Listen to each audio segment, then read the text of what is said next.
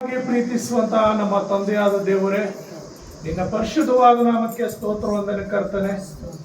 ಈ ಸಮಯದಲ್ಲಿ ನಿಮ್ಮನ್ನು ಸ್ತುತಿಸ್ತೇವೆ, ಕೊಂಡಾಡುತ್ತೇವೆ, ಘನಪಡಿಸ್ತೇವೆ, ಮಹಿಮೆ ಪಡಿಸ್ತೇವೆ. ಇಲ್ಲಿಯ ತನಕ ಉತ್ತಮವಾದ ಆರಾಧನೆ, ಹಾಡುಗಳು ಎಲ್ಲ ರೀತಿಯಲ್ಲಿ ಮಹಿಮೆ ಪಡಿಸಿದ್ದು. ಸ್ವಲ್ಪ ಸಮಯ ನಾವು ವಾಕ್ಯ ಭಾಗಕ್ಕೆ ಹೋಗುವಾಗ ಪರಿಶುದ್ಧಾತ್ಮ ದೇವರೇ, ನೀವು ಮಾತನಾಡುವಾಗ ನಾವೆಲ್ಲರೂ ನಿನ್ನ ಮಾತುಗಳು ಕೇಳಿ, ನಿನ್ನ ಮಾತುಗಳು ವಿಧೇಯರಾಗಿ, ನಿನ್ನ ಮಾತಿಗನುಸಾರವಾಗಿ ಜೀವಿಸುವ ಹಾಗೆ ನೀವು ತಾನೇ ಸಹಾಯ ಮಾಡಿ ಆಶೀರ್ವದಿಸಬೇಕೆಂದು ಯೇಸು ನಾಮದಲ್ಲಿ ಪ್ರಾರ್ಥಿಸುತ್ತೇನೆ ತಂದೆಯೇ, ಆಮೆನ್. ಕೊಲೊಸ್ಸದವರ ಬರೆದ ಪತ್ರಿಕೆ 3ನೇ ಅಧ್ಯಾಯ 2ನೇ ವಚನ ಹೇಳುತ್ತೆ, ಮೇಲಿರುವಂತವುಗಳ ಮೇಲೆ ಮನಸ್ಸಿಡಿರಿ, ಭೂ ಸಂಬಂಧವಾದಗಳ ಮೇಲೆ ಇರಬೇಡ್ರಿ. ಅಂದ್ರೆ ಮೇಲಿನ ಅಲ್ಲಿರುವಂತಹದ ಮನಸ್ಸಿಡ್ಬೇಕಂದ್ರೆ ನಾವು ಈ ಲೋಕದಲ್ಲಿ ಕೆಲವು ಕಾರ್ಯಗಳು ಮಾಡಬೇಕು, ಕೆಲವು ರೀತಿ ನಡ್ಕೊಳ್ಬೇಕು. ಆ ಕೆಲವು ಸತ್ಯವೇದದ ಅನುಸಾರವಾಗಿ ನಾವು ದೇವರು ನಮ್ಗೆ ಹೇಳಿರುವಂತಹ ಎಲ್ಲ ನಿಯಮಗಳನ್ನ, ಆ ವಿಧಿಗಳನ್ನ ಪಾಲಿಸಬೇಕಾಗಿದೆ. ನಾವು ಈ ಲೋಕದಲ್ಲಿ ಒಂದು ಎಲ್ಲರಿಗೂ ಬೇಡವಾದಂತ ಒಂದು ಹುಳ ಇದೆ, ಅದನ್ನು ಯಾರು ಇಷ್ಟಪಡೋದಿಲ್ಲ. ಅದನ್ನು ಓಡಾಡಿದ್ರೆ ಅದಕ್ಕೆ ಏನಾಗುತ್ತೆ, ಅದಕ್ಕೆ ಮೈ ಮೇಲೆ ಬಿದ್ದರೆ ನವೆ ಆಗ್ತದೆ, ಕಡತ ಆಗ್ತದೆ, ಮತ್ತು ಅದನ್ನು ಯಾರು ಇಷ್ಟಪಡಲ್ಲ. ನೋಡಕ್ಕೂ ಅಂದ ಚಂದವಾಗಿರೋದಿಲ್ಲ. ಯಾವ ಹುಳ ಹೇಳ್ರಿ? ನಿಮ್ಮ ಹಳ್ಳಿಗಳಲ್ಲಿ ಜಾಸ್ತಿ ಇರುತ್ತೆ, ಕಂಬಳಿ ಹುಳ, ಹೌದಲ್ವಾ? ಕಂಬಳಿ ಹುಳ ಅದು ಮೈ ಮೇಲೆ ಬಂದ್ರೆ ನವೆ ಆಗ್ತದೆ, ಕಡತ ಆಗ್ತದೆ, ಮತ್ತೆ ಅದನ್ನ ನೋಡಿದ್ರೆ ಸಾಯಿಸ್ಬಿಡ್ತಾರೆ. ಮತ್ತೆ ಏನಾಗುತ್ತಂದ್ರೆ ಆಚೆ ಬಿಸಾಕ್ಬಿಡ್ತಾರೆ.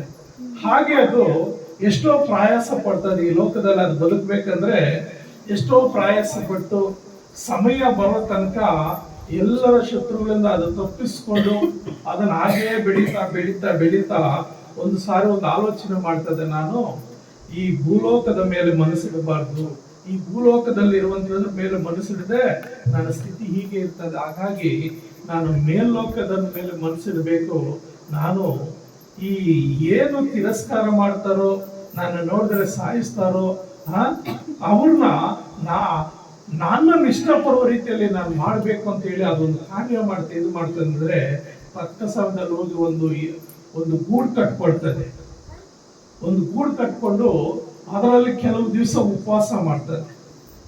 ಉಪವಾಸ ಮಾಡಿ ದೇವ್ರ ಹತ್ರ ಅದು ಬೇಡ್ಕೊಳ್ತದೆ, ಏನಂತ, ದೇವ್ರೆ ನನ್ನ ಸ್ಥಿತಿ ನೋಡಿ, ನನ್ನ ವರ್ಣೆನ ನೋಡಿ ನನ್ನ ಜನರು ಸಾಯಿಸ್ತಾರೆ, ನಾನು ಇಷ್ಟಪಡಲ್ಲ, ಎಲ್ಲರೂ ಇಷ್ಟಪಡುವ ರೀತಿಯಲ್ಲಿ ನಾನು ಮಾರ್ಪಡಿಸು ಅಂತೇಳಿ ಅದು ಏನು ಮಾಡ್ತದೆ, ದೇವ್ರ ಹತ್ರ ಪ್ರಾರ್ಥನೆ ಮಾಡ್ತದೆ.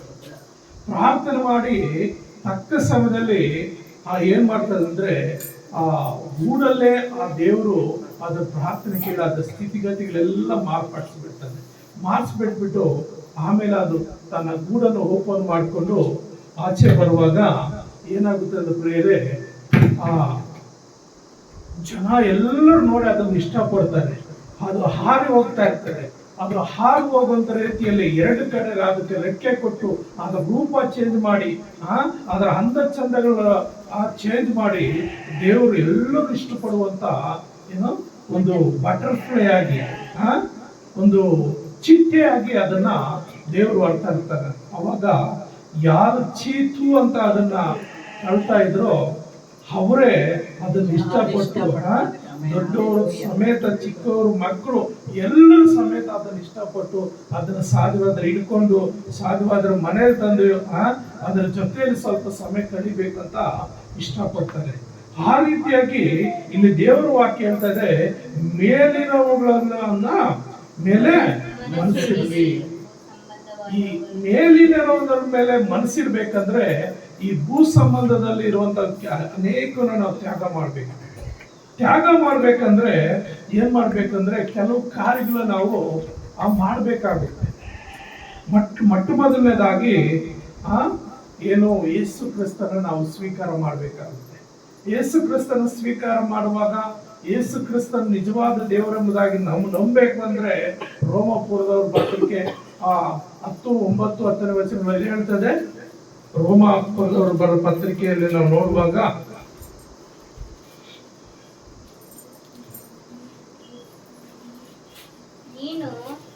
ಯೇಸುವೇ ಕರ್ತನೆಂದು ಬಾಯಿಂದ ಅರಿಕೆ ಮಾಡಿಕೊಂಡು ದೇವರು ಆತನನ್ನು ಸತ್ತವರೊಳಗಿಂದ ಎಬ್ಬಿಸಿದನೆಂದು ಹೃದಯದಿಂದ ನಂಬಿದರೆ ನಿನಗೆ ರಕ್ಷಣೆಯಾಗುವುದು ಎಂಬುದೇ.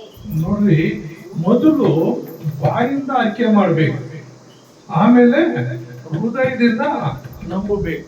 ಒಂದು ರಕ್ಷಣೆ ಈ ಲೋಕದಲ್ಲಿ ಆ ಚಿಟ್ಟೆಗೆ ಯಾವ ರೀತಿ ರಕ್ಷಣೆ ಸಿಕ್ತೋ ಅದೇ ರೀತಿಯಲ್ಲಿ ಈ ಲೋಕದಲ್ಲಿ ಒಬ್ಬ ಮನುಷ್ಯನಿಗೆ ರಕ್ಷಣೆ ಬೇಕಂದ್ರೆ ಯೇಸು ಕ್ರಿಸ್ತನನ್ನ ನಂಬಬೇಕು, ಆತನ ಮೇಲೆ ನಂಬಿಕೆ ಇಟ್ಟು ಆತನ ಬಾಯಿಂದ ಆರ್ಕೆ ಮಾಡ್ಬೇಕು. ಏನಂತ, ಯೇಸು ಕ್ರಿಸ್ತನೇ ಕರ್ತನು, ನನ್ನ ಸೃಷ್ಟಿಕರ್ತನು, ನನ್ನ ತಾಯಿ ಗರ್ಭದಲ್ಲಿ ರೂಪಿಸಿದಂಥವನು, ನನ್ನನ್ನು ಪೋಷಿಸುವಂತವನು, ನನ್ನನ್ನು ಈ ಲೋಕದಲ್ಲಿ ನಡೆಸುವಂತವನು, ನನ್ನ ಕಾವಲುಗಾರನಾಗ್ತಾನೆ ಎಂಬುದಾಗಿ ಏನ್ ಮಾಡ್ಬೇಕು, ಬಾಯಿಂದ ಆರ್ಕೆ ಮಾಡ್ಬೇಕು. ಮತ್ತು ಸತ್ತರೊಳಗಿಂದ ಎಬ್ಬಿಸಿದನೆಂದಾಗಿ ಹೃದಯದ ಪೂರ್ವವಾಗಿ ನಂಬುವಾಗ ನಮ್ಗೆ ರಕ್ಷಣೆ ಸಿಗ್ತದೆ ಎಂಬುದಾಗಿ ಬಹಳ ಸ್ಪಷ್ಟವಾಗಿ ಹೇಳಲ್ಪಟ್ಟಿರ್ತದೆ. ಹಾಗಾಗಿ ನಾವು ರಕ್ಷಣೆ ಬರ್ಬೇಕಂದ್ರೆ ಕೆಲವು ಬೇಡವಾದ ಕಾರ್ಯಗಳನ್ನ ನಾವು ಬಿಟ್ಟು ಬಿಡಬೇಕು. ಬೇಡವಾದ ಕಾರ್ಯ ಬಿಡುವಾಗ ಮಾತ್ರನೇ ರಕ್ಷಣೆ ಬರ್ತದೆ. ಕೊಲೊಸೆ ಯಾಕೋಬನು ಬರೀತಾನೆ ತನ್ನ ಪತ್ರಿಕೆಯಲ್ಲಿ, ಯಾಕೋಬನ್ ತನ್ನ ಪತ್ರಿಕೆಯಲ್ಲಿ ಏನಂತ ಬರೀತಾನೆ ಅಂದ್ರೆ, ಕೆಲವು ವಚನಗಳನ್ನ ನಾವು ನೋಡುವಾಗ 15ರಿಂದ 20 ವಚನಗಳಲ್ಲಿ ಅಲ್ಲಿ ಒಂದು ವಿಶೇಷವಾದ ಒಂದು ಮಾತುಗಳು ಬರೆದಿದ್ದಾರೆ. ಯಾಕೋಬನು ಬರೆದ ಪತ್ರಿಕೆಯಲ್ಲಿ 2ನೇ ಅಧ್ಯಾಯದಲ್ಲಿ ನಾವು ನೋಡುವಾಗ ಕೆಲವು ಕಾರ್ಯಗಳನ್ನ ನಾವು ಮಾಡಬೇಕು. ಯಾವ ನೋಡ್ರಿ 18ನೇ ವಚನ ಓದಿದ್ರೆ, 18ನೇ ವಚನ ಯಾರಾದ್ರೂ ಒಬ್ರು. ಈಗಲೇ ಒಬ್ಬ ಮನುಷ್ಯನು ನಿನಗೆ ನಂಬಿಕೆಯುಂಟು, ನನಗೆ ಕ್ರಿಯೆಗಳುಂಟು, ನಾನು ನನ್ನ ಕ್ರಿಯೆಗಳ ಮುಖಾಂತರ ನನ್ನ ನಂಬಿಕೆಯನ್ನು ನಿನಗೆ ತೋರಿಸುತ್ತೇನೆ, ನೀನು ಕ್ರಿಯೆಗಳಿಲ್ಲದೆ ನಿನ್ನ ನಂಬಿಕೆಯನ್ನು ನನಗೆ ತೋರಿಸು ನೋಡೋಣ ಎಂದು ಹೇಳುವನಲ್ಲವೇ. ನೋಡ್ರಿ, ಒಬ್ಬನು ಹೇಳ್ತಾನೆ ನನ್ನ ನಂಬಿಕೆಯಿಂದ ನಾನು ತೋರಿಸ್ತೀನಿ ಅಂತಾನೆ. ಒಬ್ಬನವರು ಕ್ರಿಯೆಗಳಿಲ್ಲದೆ ನಿನ್ನ ನಂಬಿಕೆಯನ್ನು ತೋರಿಸು ಅಂತಾನೆ. ಕ್ರಿಯೆಗಳಿಲ್ಲದೆ ದೇವರು ನಾವು ನಂಬಿದ್ದೆ ಅಂತ ಯಾವ ರೀತಿ ನಾವು ಪ್ರೂವ್ ಮಾಡಕ್ ಆಗೋದಿಲ್ಲ. ಯಾವ ಕ್ರಿಯೆಗಳಂದ್ರೆ ನಮ್ಮ ನಡೆನುಡಿಗಳು, ನಮ್ಮ ಹಾವಭಾವಗಳು. ಅನೇಕ ಸಾರಿ ಏನ್ ಮಾಡ್ತಾರೆ, ಕೆಲವ್ರನ್ನ ಬೆರಳು ತೋರಿಸ್ತಾರೆ, ಅವನ ಅವಳ ಅಂದ್ರೆ ಯಾಕೆ ತೋರಿಸ್ತಾರೆ, ಅವನ ಕ್ರಿಯೆಗಳು ಅವನ ಕಾರ್ಯಗಳು ಸರಿಯಾಗಿರೋದಿಲ್ಲ.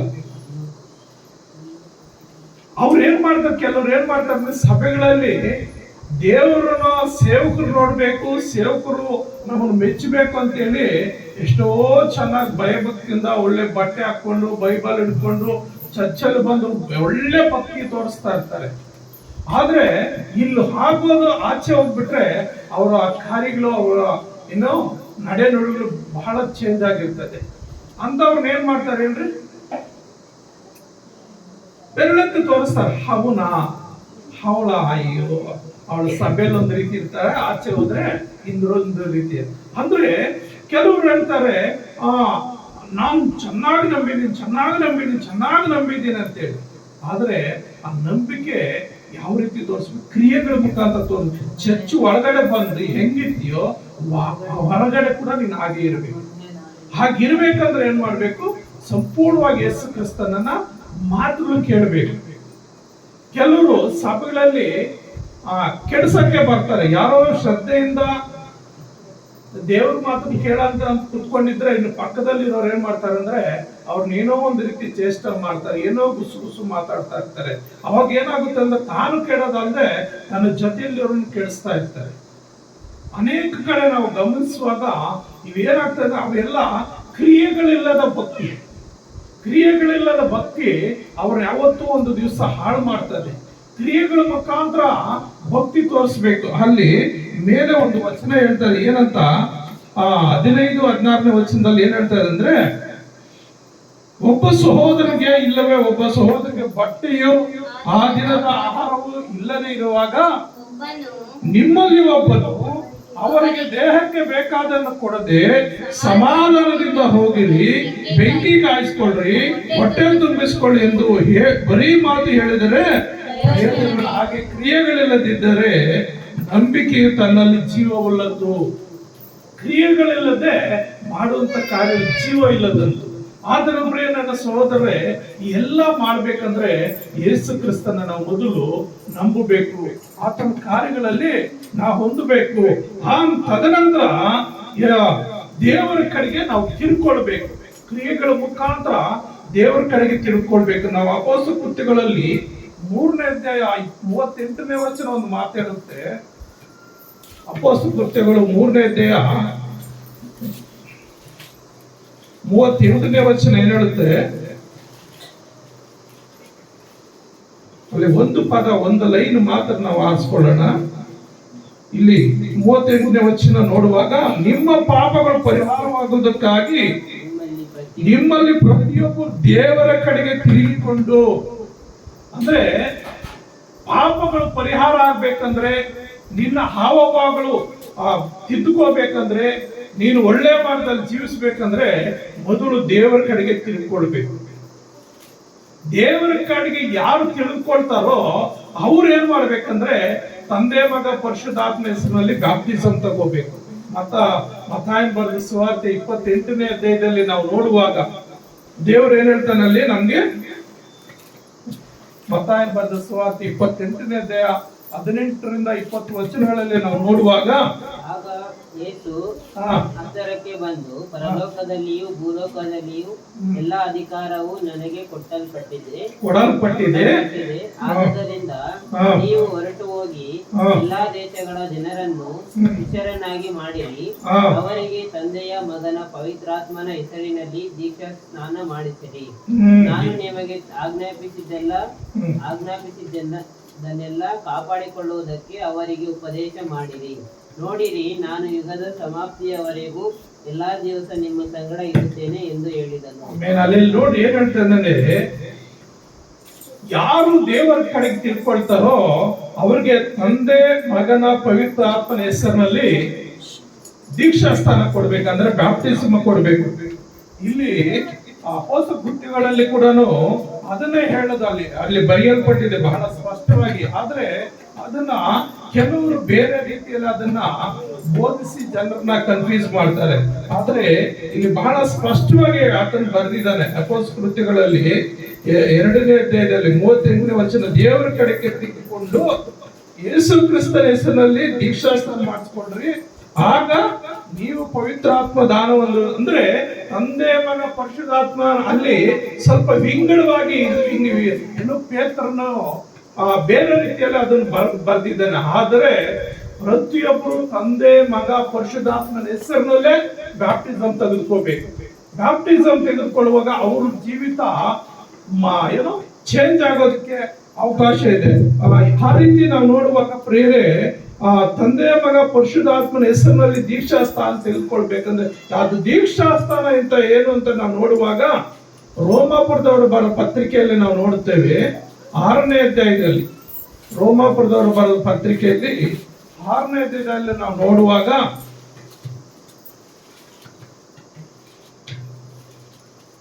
3ನೇ ವಚನ 4ನೇ ವಚನ ನಾವು 5ನೇ ವಚನ ಓದ್ಕೊಳ್ಳುವಾಗ ಇಲ್ಲಿ ಏನ್ ಹೇಳ್ತಾರೆ, ಯೇಸು ಕ್ರಿಸ್ತನಲ್ಲಿ ಸೇರುವುದಕ್ಕೆ ದೀಕ್ಷಾಸ್ಥಾನ ಮಾಡಿಸಿಕೊಂಡವರಾದ ನಾವೆಲ್ಲರೂ ಆತನ ಮರಣದಲ್ಲಿ ಪಾಲ್ಗಾರರಾಗೋದಕ್ಕೆ ದೀಕ್ಷಾಸ್ಥಾನ ಮಾಡಿಸಿಕೊಂಡು ಎಂಬುದು ನಿಮ್ಗೆ ತಿಳಿಯೋದು.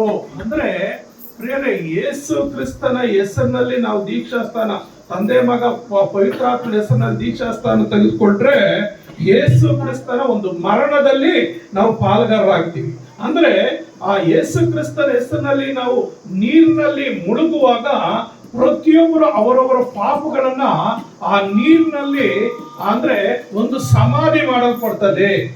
ಅವರು ಆ ನೀರಿನಲ್ಲಿ ಮುಳುಗುವಾಗ ಅವರ ದೇಹದಲ್ಲಿರುವಂತ ಎಲ್ಲ ಪಾಪದ ಕರ್ಮಗಳು, ಆ ಶಾರೀರಿಕವಾದ ಕರ್ಮಗಳು, ಚರ್ಮದ ಕರ್ಮ ಮತ್ತು ಈ ಒಂದು ಕರ್ಮಗಳೇನಿದೆಯೋ ಅವೆಲ್ಲ ಆ ನೀರಿನಲ್ಲಿ ಹಾಕ್ಬೇಕು. ಹಾಕಿ ಮಾತ್ರ ನಾವು ಮತ್ತೆ ಹೇಳುವಾಗ ಅಲ್ಲಿ ಬರೆಯಲ್ಪಟ್ಟಿದ್ದು ಬಹಳ ಸ್ಪಷ್ಟವಾಗಿ, ಈಗಿಲ್ಲಾಗಿ ನಾವು ದೀಕ್ಷಾಸ್ನಾನ ಮಾಡಿಸಿಕೊಂಡಾಗ ಆತನ ಮರಣದಲ್ಲಿ ಪಾಲುಗಾರರಾಗಿ ಆತನೊಂದಿಗೆ ಹೂಡಲ್ಪಟ್ಟೆವು. ಏನಂತೆ? ಆತನೊಂದಿಗೆ ನಾವು ನೀರಿನಲ್ಲಿ ಮುಳುಗುವಾಗ ನಾವು ಹೂಣಲ್ಪಡ್ತೀವಿ.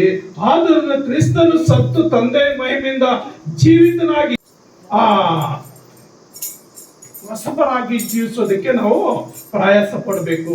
ಅಂದ್ರೆ ಹೊಸಬರಾಗಿ ಯಾವ ರೀತಿ ಪ್ರಯಾಸ ಪಡ, ಕ್ರಿಸ್ತನಲ್ಲಿದ್ದು ಏನೇ ಕಷ್ಟ ಬರ್ಲಿ, ಶೋಧನೆ ಬರ್ಲಿ, ಸಮಸ್ಯೆಗಳು ಬರ್ಲಿ, ಆ ಯೇಸು ಕ್ರಿಸ್ತನ್ ನಮಗೋಸ್ಕರ ಏನು ಶ್ರಮೆ ಪಟ್ಟನೋ ಆ ಶ್ರಮೆಯನ್ನ ನಾವು ಧ್ಯಾನ ಮಾಡಬೇಕಾಗಿತ್ತು. ಆ ಶ್ರಮೆಯನ್ನ ಧ್ಯಾನ ಮಾಡಬೇಕು. ಯೇಸು ಕ್ರಿಸ್ತನ ನಂಬುವಾಗ, ಆತನ ಸ್ವಂತ ರಕ್ಷಣಾಗಿ ಸ್ವೀಕಾರ ಮಾಡುವಾಗ ಒಂದೊಂದು ಸಾರಿ ಏನಾಗುತ್ತಂದ್ರೆ ಶ್ರಮೆಗಳು ಬರ್ತವೆ, ಕಷ್ಟಗಳು ಬರ್ತವೆ, ಶೋಧನೆಗಳು ಬರ್ತವೆ. ಅವಾಗ ಅನೇಕರು ಏನ್ ಮಾಡ್ತಾರೆ, ಹಿಂದಕ್ಕೆ ಹೋಗ್ಬಿಡ್ತಾರೆ. ಯೇಸು ಕ್ರಿಸ್ತನ್ ಕೂಡ ದೀಕ್ಷಾ ಸ್ಥಾನ ತೆಗೆದುಕೊಳ್ಳುವಾಗ ಸೈತಾನ ಅವನ್ನ ಶೋಧಿಸಿದನು. ಅದೇ ರೀತಿಯಲ್ಲಿ ಪ್ರತಿಯೊಬ್ಬರನ್ನು ಶೋಧಿಸಲಿಕ್ಕೂ ಅವಕಾಶ ಉಂಟು. ಆದ್ರೆ ಏನ್ ಮಾಡ್ಬೇಕಂದ್ರೆ ಆ ಯೇಸು ಕ್ರಿಸ್ತನ ಕಲ್ವರಿ ಶಿಲುವೆ ಮೇಲೆ ಪ್ರಾಣ ಕೊಟ್ಟಂತ ಆ ಒಂದು ಸನ್ನಿವೇಶವನ್ನ ನೋಡ್ಬೇಕು. ಆ ಶಿಲುವೆಯನ್ನು ನಾವು ಧ್ಯಾನ ಮಾಡ್ಬೇಕು. ಅಪ್ಪ, ನನಗೋಸ್ಕರ ನೀನು ಕೊಟ್ಟಂತ ಒಂದು ಶ್ರಮೆಗಳಲ್ಲಿ ನಾನು ಎಷ್ಟು ಮಾತ್ರಕ್ಕೂ ಏನು ಇಲ್ಲ. ಅದಕ್ಕಾಗಿ ಆ ಶಿಲುವೆಯನ್ನು ಧ್ಯಾನಿಸುವಾಗ ಆ ಶಿಲುವೆ ಎಷ್ಟೇ ಶೋಧನೆ ಬರ್ಲಿ, ವೇದನೆ ಬರ್ಲಿ, ಬಾಧೆಗಳು ಬರ್ಲಿ, ಅದರಿಂದ ಅವ್ರನ್ನ ಆಧರಿಸಿ ಅವ್ರನ್ನ ಏನ್ ಮಾಡ್ತದೆ, ಕಾಪಾಡುವಂತದ್ದಾಗಿದೆ. ಪೌಲನು ಹೆಚ್ಚಾಗಿ ಶಿಲುವೆಯನ್ನು ಕುರಿತೇ ತನ್ನ ಪತ್ರಗಳಲ್ಲಿ ಬರೆದಿದ್ದಾನೆ. ಆ ಯೇಸು ಕ್ರಿಸ್ತನು ಆ ಶಿಲುವೆ ಮೇಲೆ ಪಟ್ಟಂತ ಪ್ರಯಾಸವನ್ನ, ಆ ಶಿಲುವೆ ಮೇಲೆ ನಮಗೋಸ್ಕರ ಮಾಡಿದಂತ ತ್ಯಾಗಗಳನ್ನ ಅನೇಕ ವಿಧಗಳಲ್ಲಿ ಆತನು ವಿವರಿಸಿದ್ದಾನೆ. ಹಾಗಾಗಿ ಆತನು ಕೂಡ ಈ ಲೋಕದಲ್ಲಿ ನಾನೆಲ್ಲ ಯೇಸು ಕ್ರಿಸ್ತನ ಮುಖಾಂತರ ನಷ್ಟ ಅಂತ ಎನ್ನಿಸ್ತೀನಿ ಅಂತಾನೆ. ಅದಕ್ಕಾಗಿ ಒಬ್ಬ ಹಾಡುಗಾರನಿಗೆ ಹೇಳಿರ್ತಾನೆ, ಏನಂತ, ಸಿಲುವೆ ನಾ ಪ್ರಾಣಮು, ಸಿಲುವೆ ನಾ ಧ್ಯಾನಮು, సిలువే నా ప్రాణము, సిలువే నా ధ్యానము, శిలనైన నన్ను మార్చింది నీ సిలువే, శిలనైన నన్ను మార్చింది నీ సిలువే. శోధన వేదన బాధలలో నన్నాదరించె నీ సిలువే,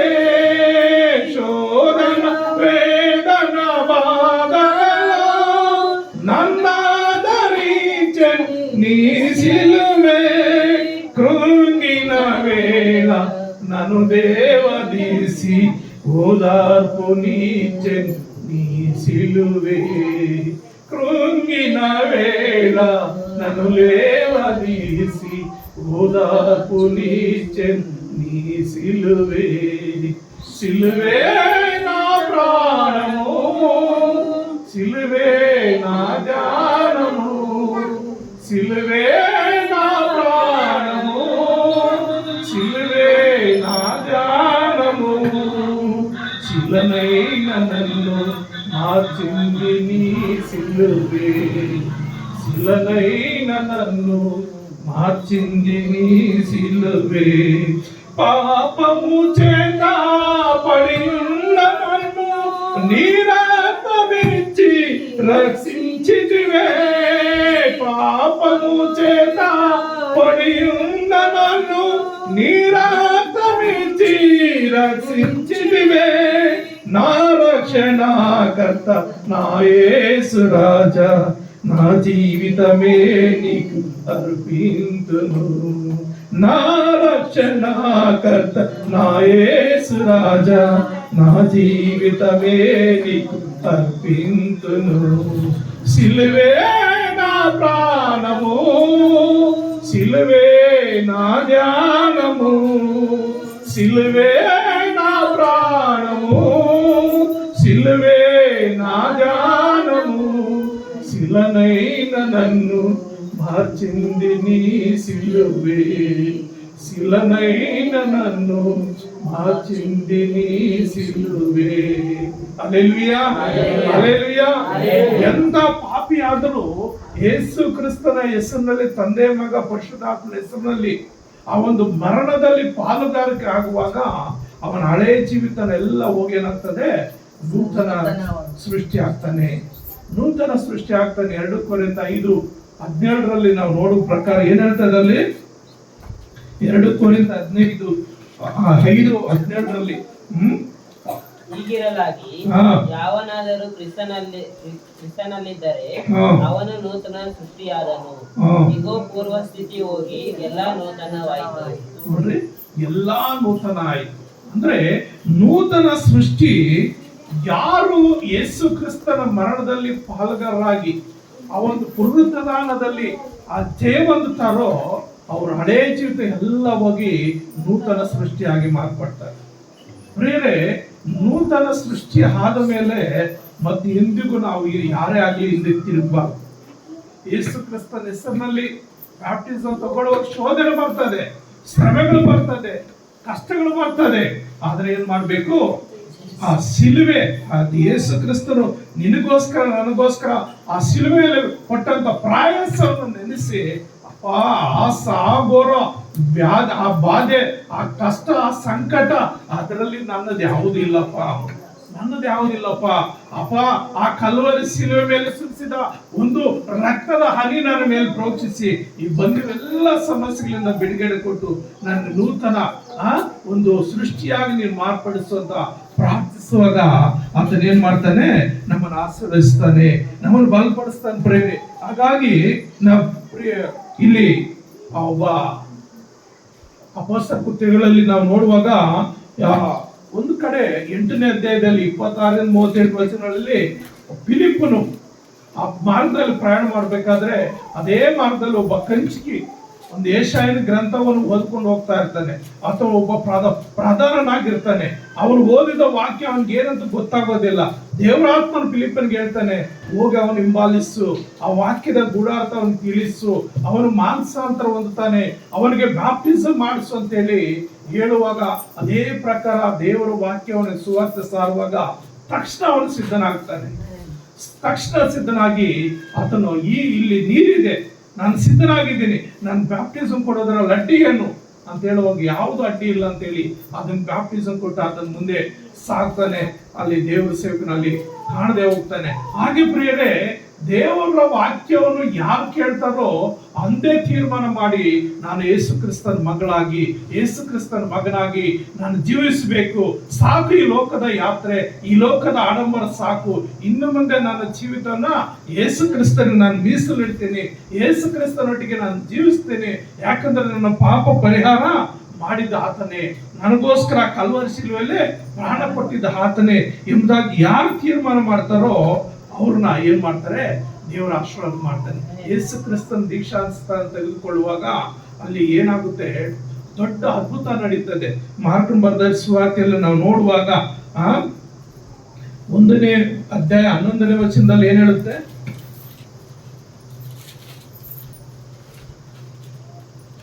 ಆಗ ನೀನು ಪ್ರಿಯನಾಗಿರುವ ನನ್ನ ಮಗನು, ನಿನ್ನನ್ನು ನಾನು ಮೆಚ್ಚಿದ್ದೇನೆ ಎಂದು ಆಕಾಶವಾಣಿ ಆಯಿತು. ನೋಡ್ರಿ, ಏನಾಯ್ತು? ನೀನು ನನ್ನ ಪ್ರಿಯನಾಗಿರುವ ಮಗನು, ನಿನ್ನನ್ನು ನಾನು ಮೆಚ್ಚಿದ್ದೇನೆ ಅಂದ್ರೆ ಅದುವರೆಗೂ ಆತನು ಶಾರೀರಿಕವಾಗಿ ಮನುಷ್ಯ ಕುಮಾರನಾಗಿದ್ದನು ಮತ್ತು ದೇವಕುಮಾರನಾಗಿದ್ದನು. ಯಾವಾಗ ಬ್ಯಾಪ್ಟಿಸಮ್ ಮುಖಾಂತರ ಆತನ ಹೊಂದಿದನು, ಆಗ ಏನಾಗುತ್ತೆ? ಪರಿಶುದ್ಧಾತ್ಮನು ಆತನ ಮೇಲೆ ಹಿಡಿದು ಬರ್ತಾನೆ. ಪರಿಶುದ್ಧಾತ್ಮನು ಪಾರಿವಾಳ ರೂಪದಲ್ಲಿ ಆತನ ಮೇಲೆ ಹಿಡಿದು ಬರುವಾಗ ಆತನು ಸಂಪೂರ್ಣವಾಗಿ ನೂತನವಾಗ್ತಾನೆ. ಆಮೇಲೆ ಆತನು ಹಿಂದೆ ತಿರುಗೋದಿಲ್ಲ. ದೇವರ ಕಾರ್ಯದಲ್ಲೇ ತಾನು ದೇವರು ಏನ್ ಕೆಲಸ ಕೊಟ್ಟಿದ್ದ ಆ ಕಾರ್ಯವನ್ನೇ, ಆ ಕೆಲಸನ ಆತನು ಮಾಡಿ ಅದನ್ನ ಏನ್ ಮಾಡ್ತಾನೆ? ಇದು ಮಾಡ್ತಾನೆ. ಹಾಗಾಗಿ ನೀನು ಪ್ರಿಯನಾಗಿರುವ ನನ್ನ ಮಗನು, ನಿನ್ನನ್ನು ನಾನು ಮೆಚ್ಚಿದ್ದೇನೆ ಅಂತ ಹೇಳಿ ಆಕಾಶವಾಣಿ ಇದಂದ್ರೆ ಪವಿತ್ರ ಒಂದು ದೇವರ ಆಶೀರ್ವಾದ ಅವನ ಮೇಲೆ ಹಿಡಿದು ಬಂತು ಎಂಬುದಾಗಿ ನಾವು ನೋಡ್ತೀವಿ. ಅದಾಗಿ ಇವು ಕೊನೆಯದಾಗಿ ಒಂದು ಮಾತು ನೋಡ್ಕೊಳ್ಳೋಣ. ಇಬ್ರಿಯ 10:26 ಒಂದು ಮಾತು ಹೇಳ್ತಾ ಇದೆ ನೋಡ್ರಿ. ಇಬ್ರಿಯ 10:26 ಏನ್ ಹೇಳ್ತದೆ?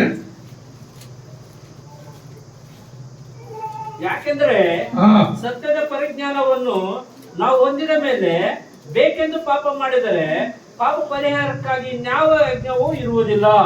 ಅದಕ್ಕೆ ಬ್ಯಾಪ್ಟಿಸಮ್ ತಗೋಬೇಕಂದ್ರೆ ನಾವು ಸ್ವಲ್ಪ ಆಲೋಚನೆ ಮಾಡಿ ಸಂಪೂರ್ಣವಾಗಿ ದೇವರಿಗೆ ಒಪ್ಪಿಸಿಕೊಟ್ಟು ಬ್ಯಾಪ್ಟಿಸಮ್ ತಗೋಬೇಕು. ಬ್ಯಾಪ್ಟಿಸಮ್ ತಗೊಂಡ ಮೇಲೆ ಮತ್ತೆ ಪಾಪ ಮಾಡಿದ್ರೆ ಖಂಡಿತ ಅದಕ್ಕೆ ಒಂದು ಶಿಕ್ಷೆ ಇರುತ್ತೆ.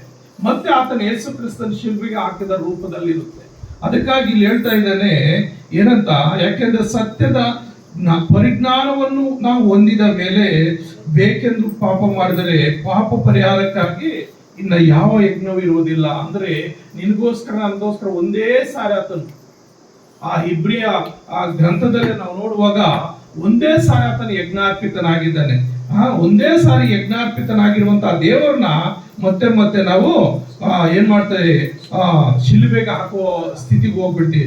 ಆದ್ರಿಂದ ಪ್ರೇರೆ ನಾವೇನ್ ಮಾಡ್ಬೇಕಂದ್ರೆ ಯೇಸು ಕ್ರಿಸ್ತನ್ ಕಂಡುಕೊಂಡ ಮೇಲೆ ಆ ತಂದೆ ಮಗ ಪರಿಶುದ್ಧಾತ್ಮನ ಹೆಸರಿನಲ್ಲಿ ಬ್ಯಾಪ್ಟಿಸಮ್ ತಗೊಂಡು ನಾವೇನ್ ಮಾಡ್ಬೇಕು, ಯೇಸು ಕ್ರಿಸ್ತನ ಮಾರ್ಗದಲ್ಲಿ ನಡಿಬೇಕು. ನಾನು ಸ್ಟಾರ್ಟಿಂಗ್ ಎಲ್ಲ ಹೇಳಿದೆ, ಯಾವುದು ಕೆಲಸಕ್ಕೆ ಬಾರದಂತ ಜನರು ದೂಷಿಸಲ್ಪಡುವಂತ ಒಂದು ಚಿಹ್ನೆ ಅದು ಈ ಲೋಕದಲ್ಲಿ ಎಷ್ಟೋ ಜನರು ಅದು ಕಾಣಿಸ್ರೆ ಸಾಯಿಸಿಬಿಡ್ತಾರೆ.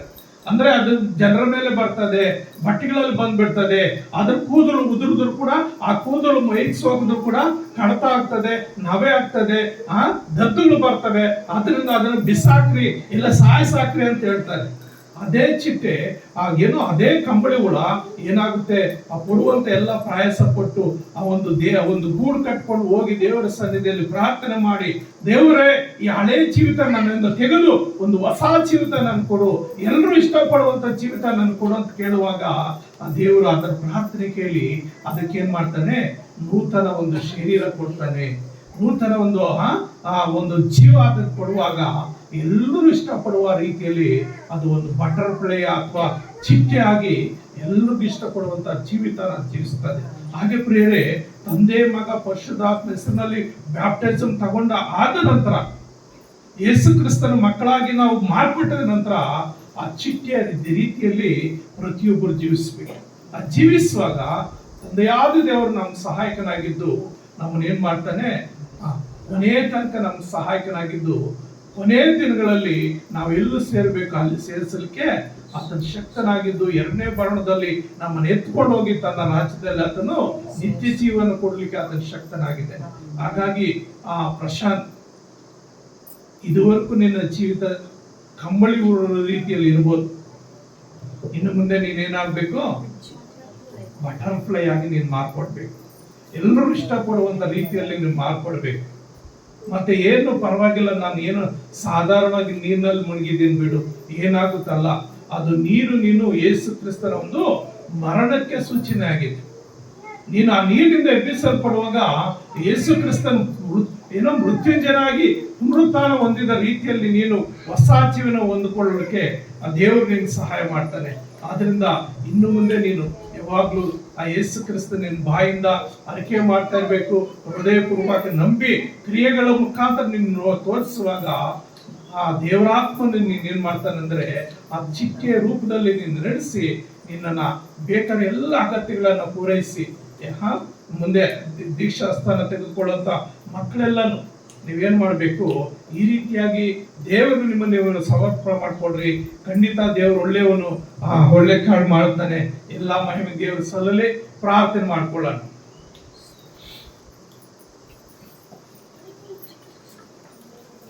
మారావంటి నా జీవితాన్ని మధురముగా మార్చి గణపరిచినావు. మారావంటి నా జీవితాన్ని మధురముగా మార్చి గణపరిచినావు.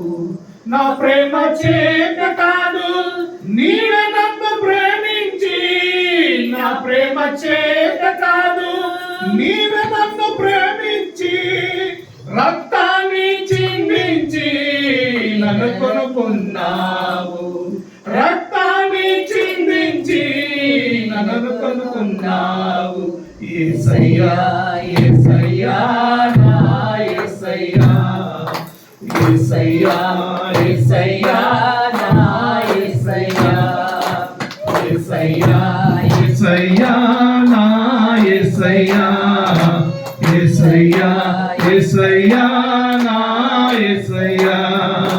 నీతో గడిపే ప్రతి క్షణము ఆనంద భాషలు ఆగవయ్యా. నీతో గడిపే ప్రతి క్షణము బంధవాసాలు ఆగవయ కృపా తలంచగా మేలు యోచించగా కృపా తలంచగా మేలు యోచించగా నాగలమాగదు స్తుతించగా నిన్ను కీర్తించగా యేసయ్యా యేసయ్యా నా యేసయ్యా యేసయ్యా యేసయ్యా నా యేసయ్యా యేసయ్యా యేసయ్యా నా యేసయ్యా యేసయ్యా యేసయ్యా నా యేసయ్యా ಪ್ರೀತಿಯುಳ್ಳ యేసయ్య ನಿನ್ನ ಪರಿಶುದ್ಧವಾದ ನಾಮ ಸ್ತೋತ್ರ ವಂದನೆ ಸ್ವಾಮಿ. ಅಪ್ಪ ನಿನ್ನ ಮಧುರವಾದ ಮಾತುಗಳು ನಾವು ಕೇಳಲಿಕ್ಕಾಗುತ್ತೆ. ಒಂದು ಒಳ್ಳೆ ಅವಕಾಶ ನೀವು ನಮ್ಗೆ ಕೊಟ್ಟಿದ್ದಕ್ಕೆ ಸ್ತೋತ್ರ ಸ್ವಾಮಿ. ಅಪ್ಪ ಈ ಒಂದು ಹಳ್ಳಿಯಲ್ಲಿ ನಿನ್ನ ಮಕ್ಕಳೆಲ್ಲ ಸೇರಿ ಬಂದ ನಾವೆಲ್ಲರೂ ಸೇರಿ ಒಂದು ಗುಂಪಾಗಿ ನಿನ್ನ ಮಾತುಗಳು ಕೇಳುವ ಹಾಗೆ ನಿನ್ನ ನಾಮವನ್ನು ಮಹಿಮೆ ಪಡಿಸುವ ಹಾಗೆ ನೀವು ಸಹಾಯ ಮಾಡಿದ್ದಕ್ಕಾಗಿ ಸ್ತೋತ್ರ. ಈ ಮಧುರವಾದ ಮಾತುಗಳು ಕೇಳಿದ ನಿನ್ನ ಮಕ್ಕಳೆಲ್ಲರನ್ನಪ್ಪ ನಿನ್ನ ಕರಳಲ್ಲಿ ಒಪ್ಪಿಸಿಕೊಡ್ತಾ ಇದ್ದೀನಿ. ನನ್ನ ತಂದೆಯಾದ ದೇವರೇ, ಏಸಯ್ಯ ಏಸಯ್ಯ ಏಸಯ್ಯ, ಈ ಮಕ್ಕಳೆಲ್ಲರೂ ನೀನು ಆಶೀರ್ವದಿಸಪ್ಪ. ಈ ಮಕ್ಕಳೆಲ್ಲರೂ ನೀನು ಆಶೀರ್ವದಿಸಪ್ಪ. ಒಂದು ಕಂಬಳಿ ಉಳ್ಳ ಜೀವಿತವನ್ನು ಬಿಟ್ಟು ಸ್ವಾಮಿ ಅಪ್ಪ, ಒಂದು ಬಟರ್ಫ್ಲೈ ಆಗಿ ಒಂದು ರಂಗನ ಹಾಗೆ ಅಪ್ಪ ಕಲರ್ಫುಲ್ ಆಗಿರುವಂತ ಒಂದು ಚಿಟ್ಟೆಯ ಜೀವಿತಗಳನ್ನು ಇವರೆಲ್ಲರಿಗೂ ಕೊಟ್ಟು ಸ್ವಾಮಿ, ಈ ಲೋಕದವನ್ನು ನೋಡದೆ ಸ್ವಾಮಿ, ಮೇಲೆ ನೀನು ನಮಗೋಸ್ಕರ ಇಟ್ಟಿರುವಂತ ಮೇಲಿರುವಗಳನ್ನು ನೋಡುವ ಹಾಗೆ ಸ್ವಾಮಿ ಕರ್ತನೆ, ನೀವು ತಾನೇ ಸಹಾಯ ಮಾಡಪ್ಪ. ಏಸಯ್ಯ, ನೀವು ತಾನೇ ಸಹಾಯ ಮಾಡ್ರಿ. ಈ ಒಂದು ಕೂಟವನ್ನು ಏರ್ಪಡಿಸಿದಂತ ನಿನ್ನ ಸೇವಕನನ್ನ, ಆ ಕುಟುಂಬವನ್ನ, ನೆರಬಂದ ಎಲ್ಲರೂ ನೀವು ಕರಳೊಪ್ಪಿಸ್ಕೊಡ್ತಾ ಇದ್ದೀರಪ್ಪ. ಮುಂದಿನ ದಿನಮಾನಗಳಲ್ಲಿ ಇನ್ನೂ ಈ ಸಭೆ ವಿಸ್ತರಿಸಲ್ಪಡುವಂತೆ ಅಪ್ಪ, ಅಭಿವೃದ್ಧಿ ಆಗುವಂತೆ, ಸುತ್ತಮುತ್ತ ಇರುವಂತ ಎಲ್ಲ ಗ್ರಾಮಗಳಲ್ಲಿರುವಂತ ಪ್ರಜೆಗಳಲ್ಲಿ ಕೂಡಿ ಬರುವಂತ ದೇವರೇ ನೀನ್ ಸಹಾಯ ಮಾಡಿ ನೀನ್ ನಡೆಸಪ್ಪ. ನೀನ್ ಅದ್ಭುತ ಮಾಡಪ್ಪ. ವಿಶೇಷವಾಗಿ ನಿನ್ನ ಅಪ್ಪ ಮಗನಾಗಿ ಅಪ್ಪ ನೀನು ಒಂದು ಕೊಟ್ಟಂತ ಆಜ್ಞೆಯನ್ನು ನೆರವೇರಿಸಲಿಕ್ಕೆ ಸಿದ್ಧನಾಗಿರುವಂತ ಪ್ರಶಾಂತ ಮಗನನ್ನು ಕರಳಿಸ್ಕೊಳ್ತಾ ಇದ್ದೇನಪ್ಪ. ಅಪ್ಪ, ಆತನ ಹಳೆ ಜೀವಿತವನ್ನು ಬಿಟ್ಟು ನೀನು ಕೊಡುವಂತ ಹೊಸ ಜೀವಿತ ಸ್ವೀಕಾರ ಮಾಡಿ ಇನ್ನು ಮುಂದೆ ನಿನಗೋಸ್ಕರ ಸ್ವಾಮಿ ನಿನ್ನ ಆಜ್ಞೆಗೆ ವಿಧೇಯನಾಗಿದ್ದು ಸ್ವಾಮಿ, ನಿನ್ನ ಚಿತ್ತವನ್ನು ನೆರವೇರಿಸುವಂತ ಒಂದು ಹಾರಿಸಲ್ಪಟ್ಟಂತ ಮಗನಾಗಿ ಸ್ವಾಮಿ ಕರ್ತನೇ, ಮಗನ ನೀನು ಆಶ್ರಯಿಸಪ್ಪ, ನೀನು ಅಭಿಷೇಕಿಸು ಸ್ವಾಮಿ. ಅಪ್ಪ, ಅಂದು ಅಪ್ಪ ನೀವು ನಮಗೆ ಮಾದರಿಯಾಗಿ ಬ್ಯಾಪ್ಟಿಸಮ್ ತೆಗೆದುಕೊಳ್ಳುವಾಗ ಪಾರಿವಾಳದ ರೂಪದಲ್ಲಿ ಯಾವ ರೀತಿ ಪರಿಶುದ್ಧಾತ್ಮ ಅಭಿಷೇಕ ನಿನ್ನ ಮೇಲೆ ಇಳಿದು ಬಂದು ಸ್ವಾಮಿ, ಅದೇ ರೀತಿಯಲ್ಲಿ ಮಗನ ಮೇಲೆ ಇಳಿದು ಬಂದು ಸ್ವಾಮಿ, ನಿನ್ನ ರಾಜ್ಯಕ್ಕಾಗಿ ನೀತಿಗಾಗಿ ತವಕಪಟ್ಟು ಅನೇಕರಿಗೆ ಮಾದರಿಯಾಗಿ ಸಾಕ್ಷಿಯಾಗಿ ಮಗನ ಜೀವಿಸುವ ಹಾಗೆ ಈ ಕುಟುಂಬಕ್ಕೆ ಒಳ್ಳೆಯ ಪ್ರೀತಿಯ ಮಗನಾಗಿ ಜೀವಿಸಬೇಕಾಗುತ್ತೆ. ಅಪ್ಪ, ನೀನ್ ತಾನೇ ಸಹಾಯ ಮಾಡಿ ಆಶೀರ್ವಿಸು. ಸೇರಿ ಬಂದ ಎಲ್ಲ ಮಕ್ಕಳನ್ನ ಆಶೀರ್ವಿಸು. ಎಲ್ಲಾ ಮಹಿಮೆಯ ಸಲ್ಲಲಿ. ನಜರೇತಿನ ಯೇಸುವಿನ ನಾಮದಲ್ಲಿ ಪ್ರಾರ್ಥನೆ ಬೇಡಿ ಬಂದಿದ್ದೇನೆ ತಂದೆಯೇ. ಆಮೆನ್. ಆಮೆನ್.